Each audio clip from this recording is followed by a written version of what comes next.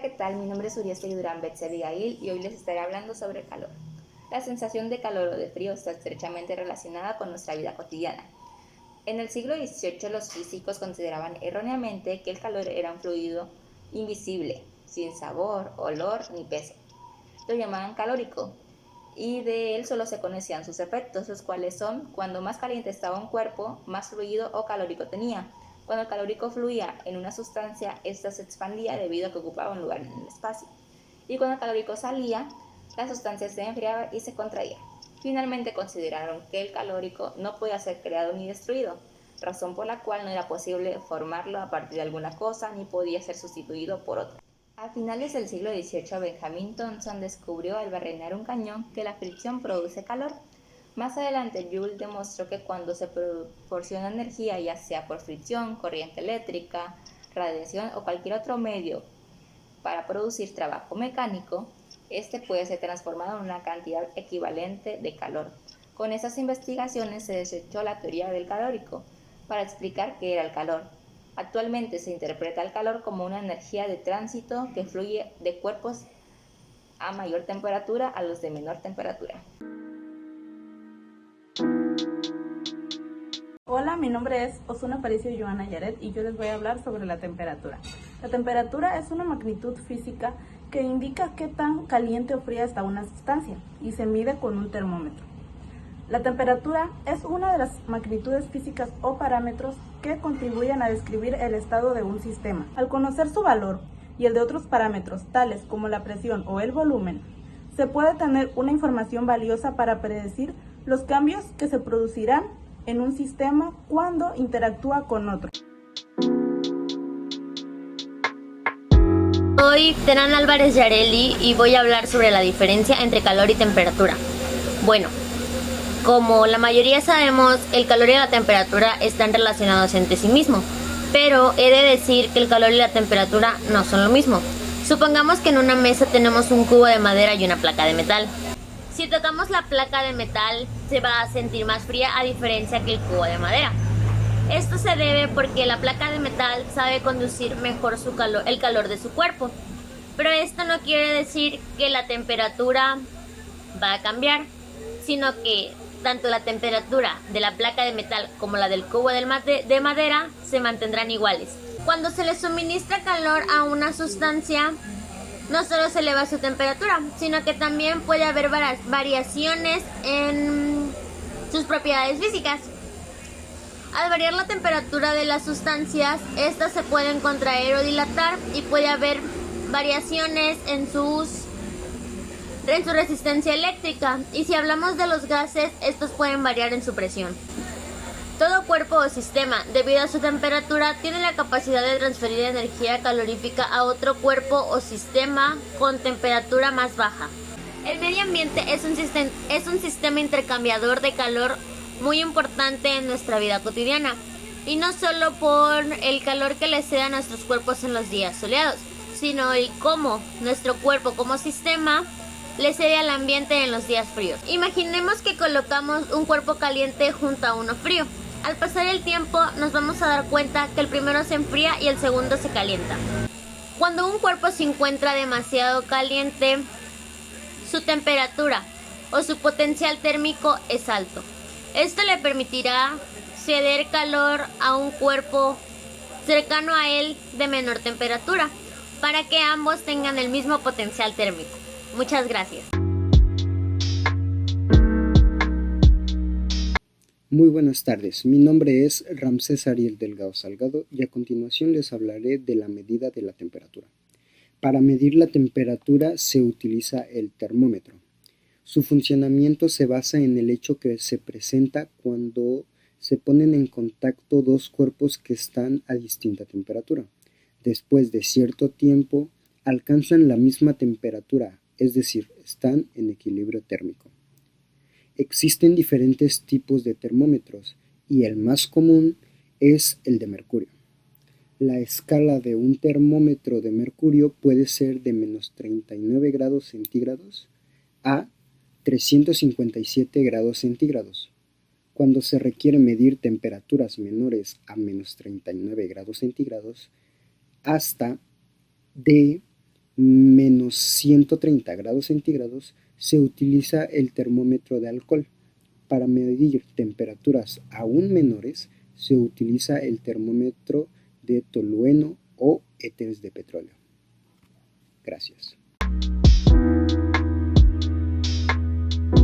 Cisneros Contreras, Jocelyn Guadalupe, y les voy a explicar sobre las diferentes escalas termotétricas, los Celsius, los Kelvin y los Fahrenheit.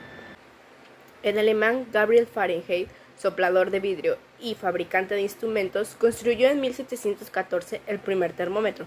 Para ello, lo colocó a la temperatura más baja que pudo obtener mediante una mezcla de hielo y cloruro de amonio. Marcó el nivel que alcanzaba el mercurio. Después, al registrar la temperatura del cuerpo, volvió a marcar el termómetro y entre ambas señales hizo 96 divisiones iguales. Más tarde, observó que al colocar su termómetro en una mezcla de hielo en fusión de agua, registraba una lectura de 32 Fahrenheit y al colocarlo en agua hirviendo leía 212 Fahrenheit.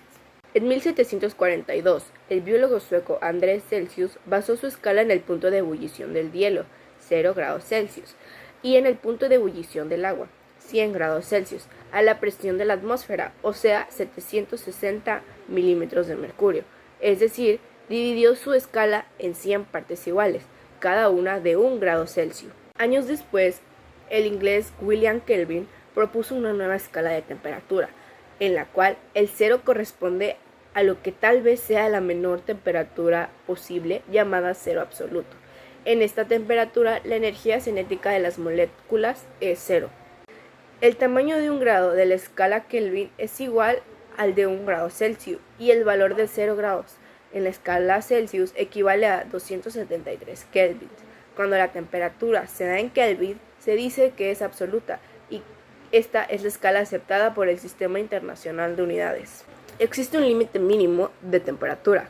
0 Kelvin es igual a menos 273 Celsius, que es igual a menos 460 Fahrenheit, pero no hay límite máximo de ella, pues de forma experimental se obtienen en los laboratorios temperaturas de miles de grados, mientras que en una explosión atómica se pueden alcanzar temperaturas de millones de grados.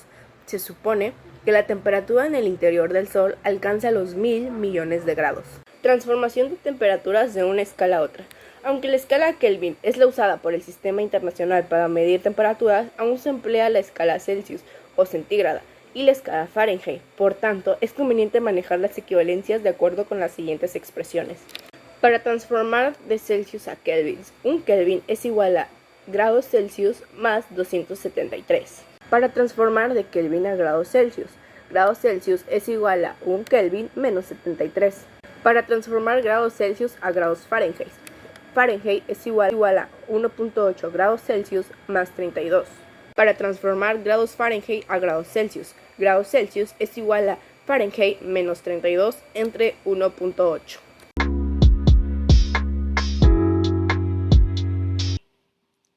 Muy buenas tardes. A continuación les hablaré acerca de la dilatación de los cuerpos. Los cambios de temperatura afectan el tamaño de los cuerpos, pues la mayoría de ellos se dilatan al calentarse y se contraen si se enfrían. El agua y el hule manifiestan un comportamiento contrario. Los gases se dilatan mucho más que los líquidos y estos que son más sólidos. En los gases y líquidos las partículas chocan unas contra otras de forma continua, pero si se calientan, chocarán violentamente rebotando a mayores distancias y provocarán la dilatación. En los sólidos, las partículas vibran alrededor de posiciones fijas. Sin embargo, al calentarse aumentan su movimiento y se alejan de sus centros de vibración, dando como resultado la dilatación. Por el contrario, al bajar la temperatura, las partículas vibran menos y el sólido se contrae. Muchas gracias.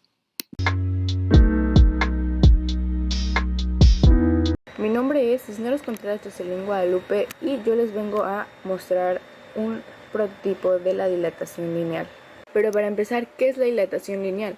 La dilatación lineal es la variación de la longitud de un cuerpo como respuesta a una variación en la temperatura. La dilatación se debe a que las partículas del cuerpo aumentan su energía cinética cuando absorbe el calor.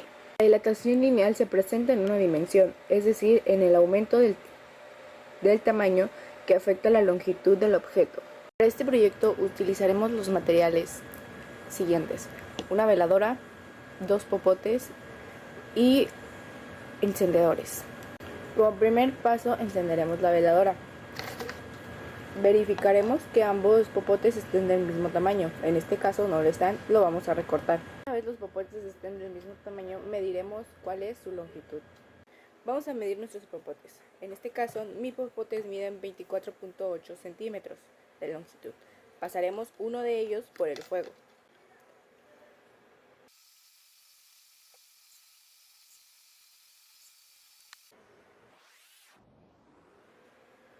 Ahora verificaremos que este se haya alargado.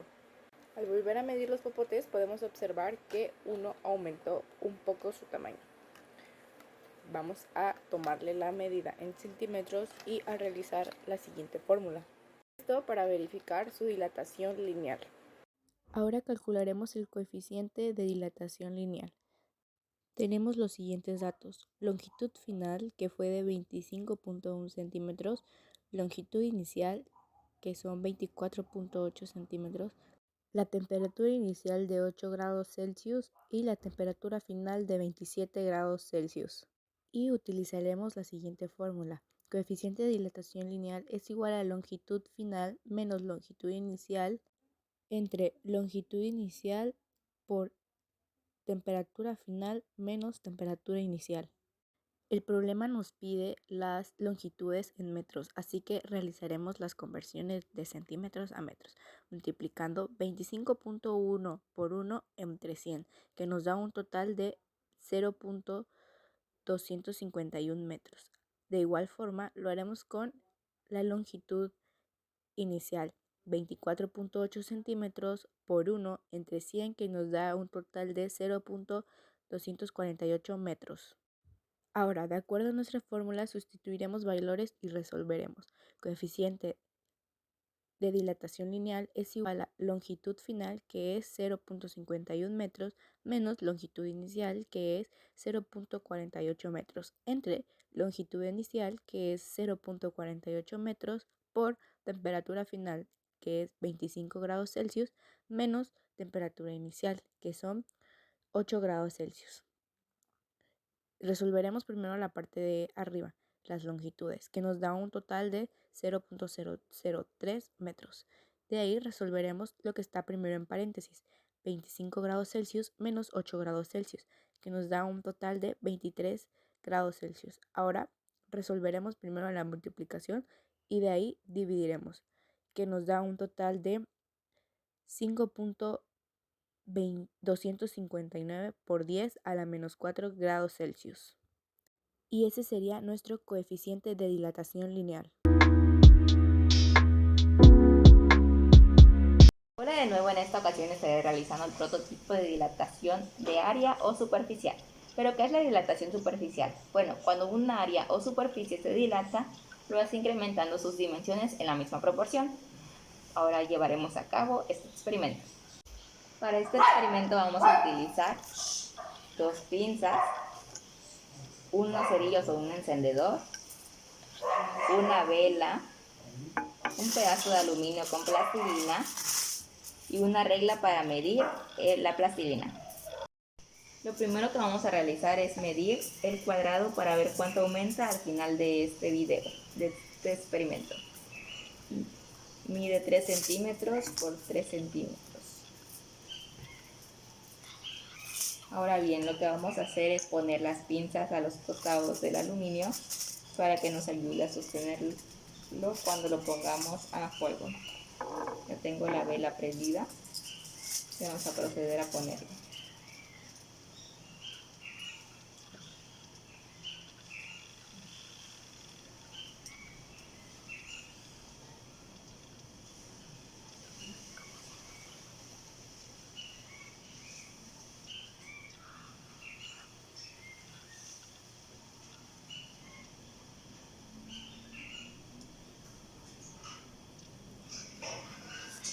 Ponle pausa. O no, sí, ponle pausa. La vela está ejerciendo calor al aluminio y a la plastilina.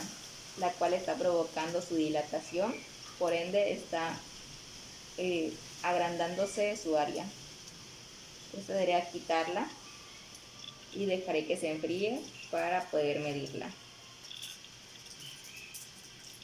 Procederé a medirla y, como puedo observar, mide 4.5 por 4.5, lo que quiere decir que su área al dilatarse aumentó 1.5 centímetros.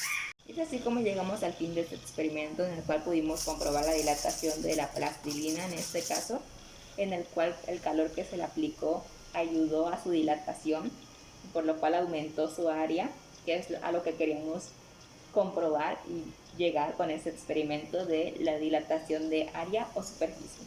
Ahora bien, lo que están viendo en pantalla es la imagen de lo que aumentó el cuadro de plastilina al dilatarse, pero esta dilatación es longitudinal. Podemos observar que de 3, como le había mencionado al inicio, que fue lo que medía el cuadrado, aumentó a 4.5, lo que quiere decir que su dilatación longitudinal aumentó 1.5. Para continuar con el tema que estamos abordando, que es la dilatación superficial o de área, haré los siguientes cálculos. Ahora bien, para hacer el cálculo de la dilatación superficial o de área, vamos a hacer lo siguiente. Vamos a utilizar la fórmula que es área final menos área inicial. Y como podemos observar, dice la representación de lo que le ocurrió al cuadrado de plastilina. Medía 3 centímetros por 3 centímetros. Y pasó a medir 4.5 centímetros por 4.5 centímetros. Nos vamos a ayudar de la fórmula para sacar el área de un cuadrado, que es lado por lado. Vamos a multiplicar para poder sacar su área inicial. Multiplicamos los lados, que vendría siendo 3 centímetros por 3 centímetros, nos es igual a 9 centímetros cuadrados. Y esto es igual al área inicial. Después haremos lo mismo con el cuadro más grande. Vamos a utilizar la misma fórmula, que es lado por lado, y vendría siendo 4.5 por 4.5 centímetros, nos es igual a 20.25 centímetros cuadrados, que esta vendría siendo su área final. Vamos a utilizar la fórmula antes mencionada, que es área final menos área inicial, y la vamos a sustituir. Como área final tenemos a 20.25 centímetros cuadrados y como área inicial tenemos a 9 centímetros cuadrados. Lo restamos y esto nos es igual a 11.25 centímetros cuadrados, que vendría siendo la dilatación superficial o de área que sufrió este cuadrado. A continuación realizaré un prototipo sobre la dilatación cúbica o volumétrica, pero para comenzar les explicaré qué es la dilatación cúbica o volumétrica. La dilatación cúbica implica el aumento de las dimensiones de un cuerpo, largo, ancho y alto, lo que significa un incremento de volumen. La dilatación cúbica se diferencia de la dilatación lineal porque además implica un incremento de volumen. A continuación realizaremos el experimento. Los materiales que vamos a utilizar son un envase de vidrio con agua, un globo y nuestra fuente de calor, que en este caso es una olla con agua hirviendo. A continuación procederemos a realizar el experimento. Lo primero que vamos a hacer es colocar el globo en la boca de nuestra botella. De esta manera. Y la vamos a poner en nuestra olla con agua hirviendo. Y veremos qué es lo que sucede.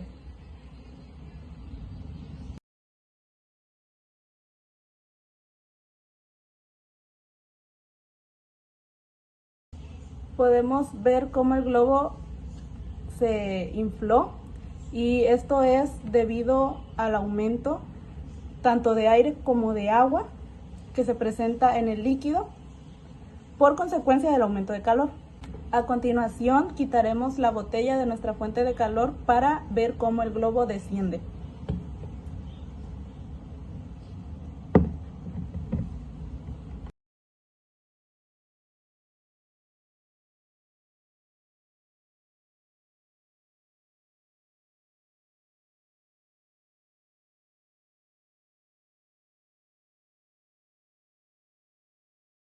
Podemos ver cómo el globo ha descendido debido a que la botella ya no está en contacto con nuestra fuente de calor y ya no hay aumento de gas, de aire ni de líquido en nuestra botella.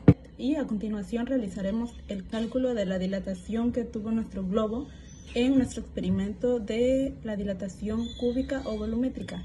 Lo primero que vamos a hacer es medir la circunferencia de nuestro globo. Para esto vamos a utilizar una cinta métrica.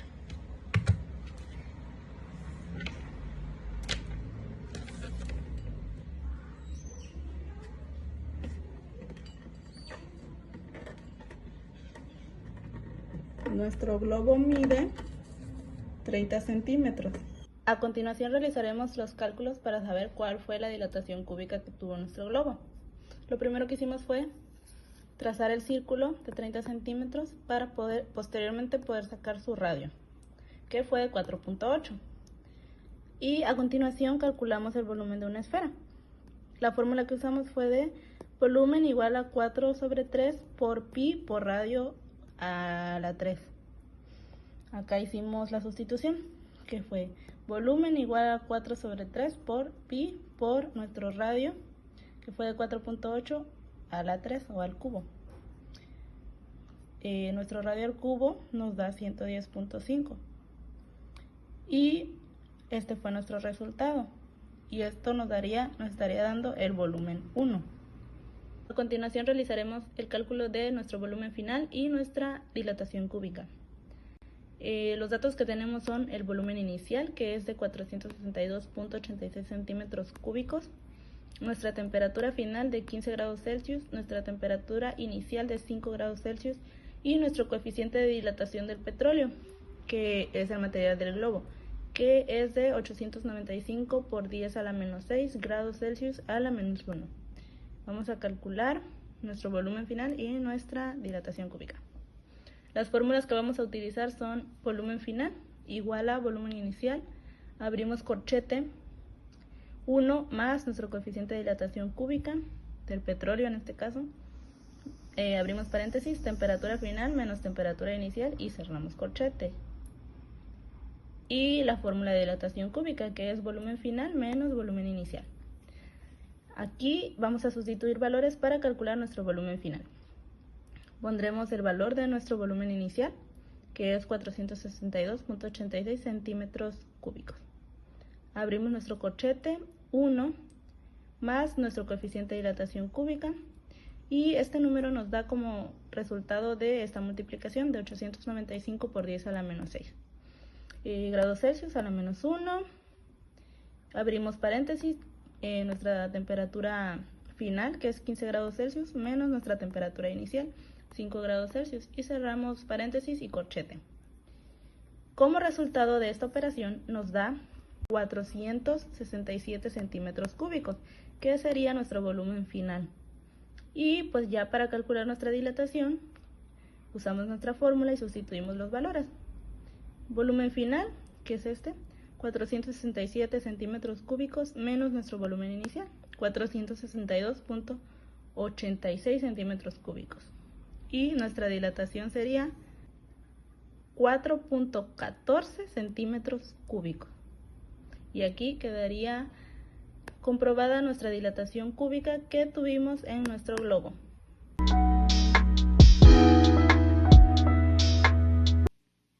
A continuación les hablaré de la dilatación irregular del agua.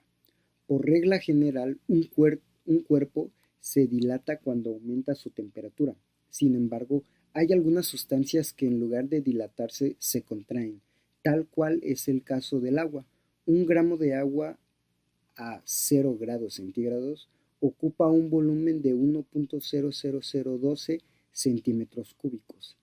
Si se calienta, en lugar de dilatarse, se contrae, por lo que a la temperatura de 4 grados centígrados, el agua tiene su volumen mínimo a 1.00000 centímetros cúbicos y alcanza su densidad máxima.